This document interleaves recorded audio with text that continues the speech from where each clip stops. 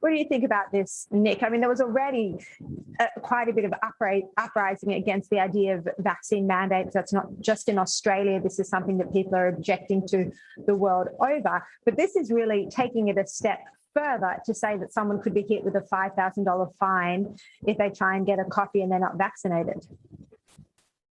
Yeah, I think eventually the New South Wales government will come to its senses and realise this is just an outrageous thing for a government to do. Governments around the world, I'm not talking about this one, governments around the world have taken so much from us in the last 18 months. You know, the shift in freedoms from us to the government has been massive. We should be pulling them back at this stage, not creating some new class of citizen, the unvaccinated. It's never been done before, Sharri. Let's just note this. It's never been done before in any previous pandemic, any previous flu outbreak at all. The idea that everybody, I have to get vaccinated to save everybody else. I get vaccinated for my own health, not for other people. I think it's utterly outrageous. I just think they should stand back and think about the fundamental right to bodily integrity, which is it's fundamental to our thinking of human rights. They can take other freedoms from me, but I tell you, they will not take that one. What do you think about that, Aaron? Do you want to respond to that?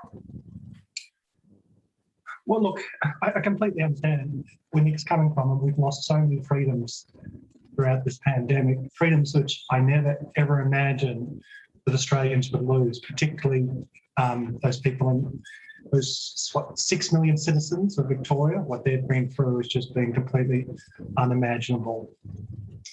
And the right to your bodily integrity, as Nick puts it, I completely agree. You cannot be compelled to take a drug that you do not want to take. That said, I've been double vaccinated and I think everyone should be. I think they're safe and they will help other people.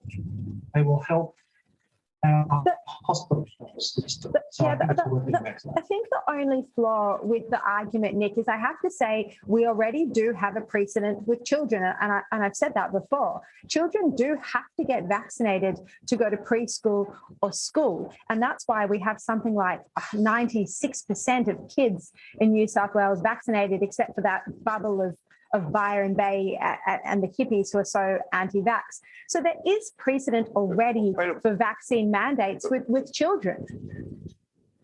Yes, I know, but we're not children, right? Now, we do it for children's own health and safety. We know that it's a fundamental difference, Sharri, and I think people have got to stand back. What's the difference if you're mandating vaccine for children versus an adult? It's still mandating a vaccine. Well, number one, we're not mandating them for children. We're just saying there are restrictions on where that child can go if they're not vaccinated. But once we extend that to adults, it's a whole different thing. Now, I'm quite happy with businesses and individuals making their own decisions. If businesses make a decision they don't want unvaccinated people on their planes or in their office or whatever, that's fine by me because that can be tested in court. It's a very fundamental thing here, Sharri. We have surrendered too many things to the state. And at this point, I and a number of others are just saying, let's forget the politeness. You will go no further. In fact, at this stage, you promised us that once we start getting towards 70 or 80%, the national roadmap shows that 70 or 80%, we open up.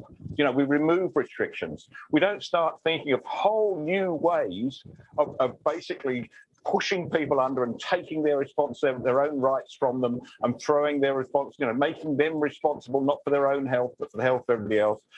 I'm sorry if I'm passionate about this, Sharri, but I've held back on this for a long time. And when I hear things like fining the unvaccinated for going to a cafe, I'm just going to say, what right do you have? I don't elect a government to do that. I just do not. And I think some of these politicians need to, I know it's very stressful for them in the heat of this crisis, but they need to step back and just have a good, long think about this before they do any more of this. Yeah, there's no question the power has absolutely gone to the politicians' heads, and you sometimes get the impression that they are enjoying this pandemic and the daily press conferences and the controls they have over all of our lives. Before we go, because we've only got a couple of minutes. Sharri, I was just going to say that last week was really a deal breaker for me when I saw what was going on in Victoria. Those ugly pictures that have been flashed around the world, that's just woken a lot of us up to the fact that, like boiling frogs, we've just let too much go, and it's time we took a stand. Yeah, well, I was going to move on, but let's talk about that. Aaron, they were quite shocking images that we saw of how the police in Victoria were treating the protesters. Some very brutal treatment. I think public sentiment did again shift when there was the, despicable urinating on the Shrine of Remembrance. But those images did go around the world, and that police treatment was quite brutal. It was. Look, what happened in Melbourne, I think, this week was a seismic moment in Australian politics and Victorian politics. And I've been speaking to people I know in the Labor Party and the Liberal Party in Victoria, and they tell me that private polling is picking up a significant shift in Victorian sentiment. It hasn't been shown up in the news poll or the result polls, but I'm told there is a big shift going on in the electorate, and the Labor Party, the Andrews government, is losing blue-collar voters in what they call the trading belt. And these pictures last week will just absolutely accelerate it. And I think progressive Melbourne didn't like it. They believe that this will push back the opening, but there's a lot of support, I think, in blue-collar workers for the anger being felt by these people.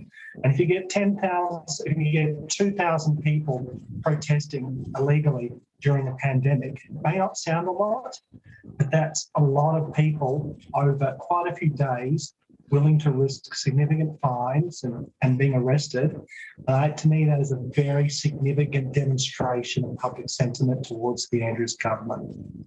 Yeah, absolutely. Aaron Patrick and Nick Cater, thank you both very much for your passionate insights this evening.